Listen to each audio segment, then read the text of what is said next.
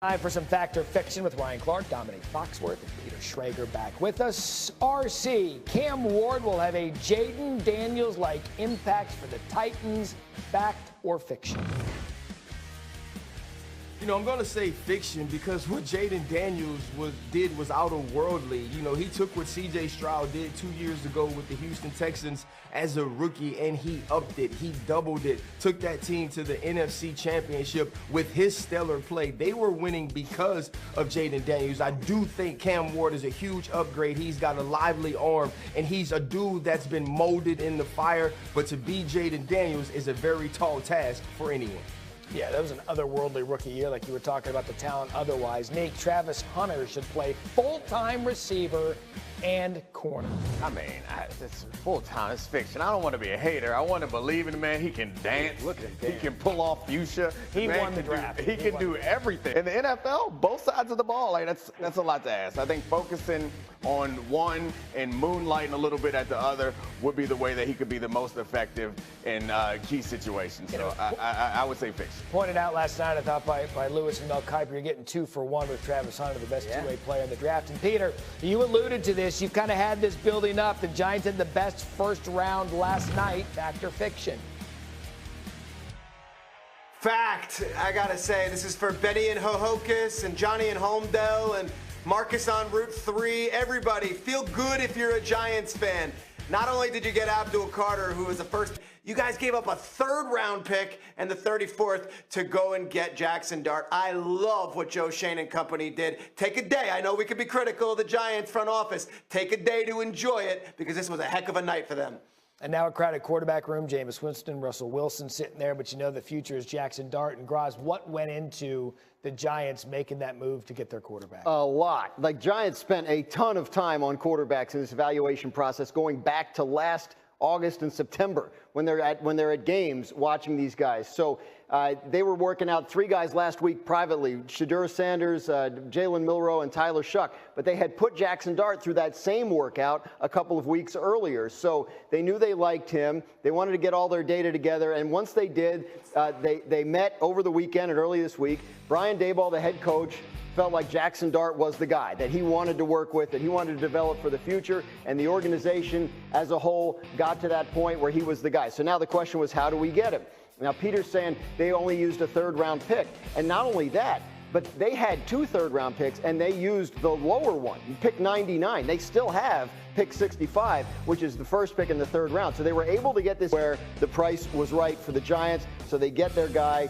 They can sit him behind Russell Wilson for however long he needs to develop, much like the Patriots and Drake May last year, and they feel great about it. Yeah, we always talk about with rookie quarterbacks fit, organizational fit with what they've got going on, and he just brought it up. The fact that they don't have to thrust him in there right away, which sometimes can be a bad thing for a rookie quarterback, makes this a good situation for Jaxson Dart. They got 2 bridge quarterbacks. They don't just have one. They got 2 guys just in case one of those get a little bit injured. They can still let Jaxson Dart sit down. And I think, honestly, as exciting as it is to think that you might have gotten your quarterback, I think it's more interesting to imagine this defensive line on 3rd downs with Thibodeau, Burns, Lawrence, and then you add Carter to that. Like, that would be the difference. That would be what makes this team competitive more so than Jaxson Dart later in the draft. So it's not as fun to talk about, but I'm channeling my Schrager, and I can't wait. You know the producers at some point are just going to make a segment for Schrager where he can just do, like, what's making you happy right now? Because he brings so much joy and levity to the program. It's like, hey, we got to feel good about this guy. Yes, and Schrager, what do you think about the Giants draft? Really quickly, I was talking to James Franklin yesterday. He was at the draft, and Coach Franklin had Abdul Carter at Penn State, and you'll love this. Said when he recruited Abdul Carter, he shows up, and it's row houses in Philadelphia, and he's looking around, opens the front door to Abdul Carter's house, and there's Abdul Carter in the living room with a bench press just doing a workout while he walks in as a high school kid in the living room. But there was no foyer, there was no mud room, there was no giant, no, you walk in and the first thing you see is the kid in the living room just doing a bench press, and he said, this guy's special, and then he was everything they wanted him to be at Penn State. So to your point, Neek, like, if you're a Giants fan, Dart's almost a second thing. You got Abdul Carter last night. Yeah. It's amazing. RC, how much better did the Giants get last night? The Giants knocked the draft out of the park. And from their pre-draft analysis and evaluation process to the way that they manipulated the draft to get Abdul Carter. And I told this story yesterday. Jordan Clark, my son, that's my college football insider. I asked him, I said, hey, man, what was the week like playing against Penn State? And what was the game like? And what do you think of Tyler Warren? What do you think of Abdul Carter? And he said, when the offensive line was walking off of the field after blocking Abdul Carter, he said, Dad, all I could do was offer them support.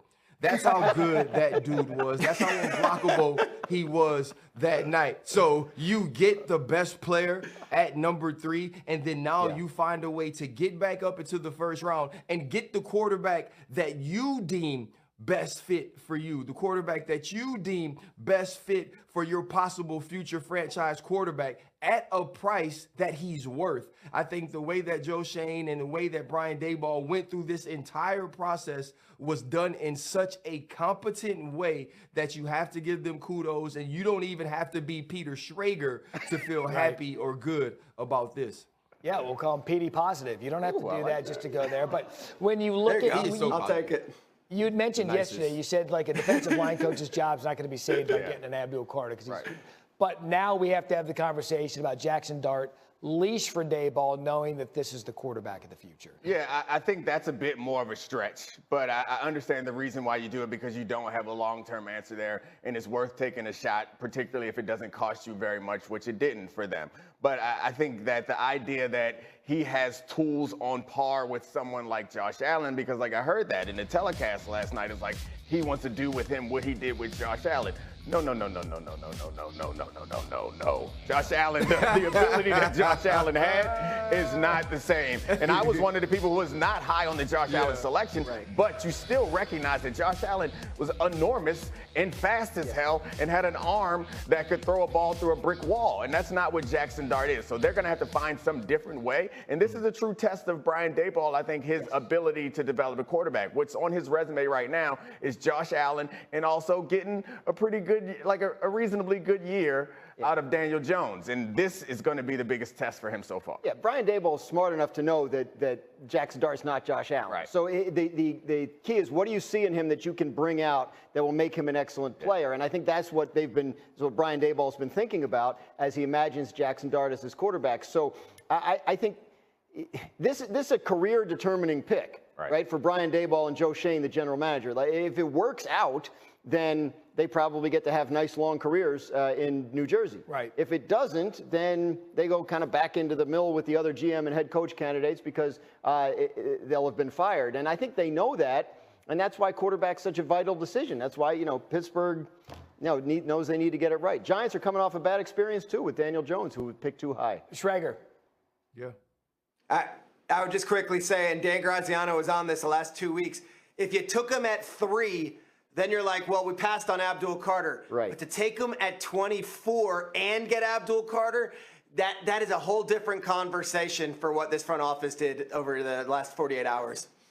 Yeah, and look, it's not sleep deprivation. We're talking about the Giants winning the first night of the draft. That was an actuality, which Schrager alluded to a minute ago. If you're out there wondering what happened, your Giants won on Thursday night. All right, NFL. Chị không. Chị đang định mua. Hỏi chị Lan Anh.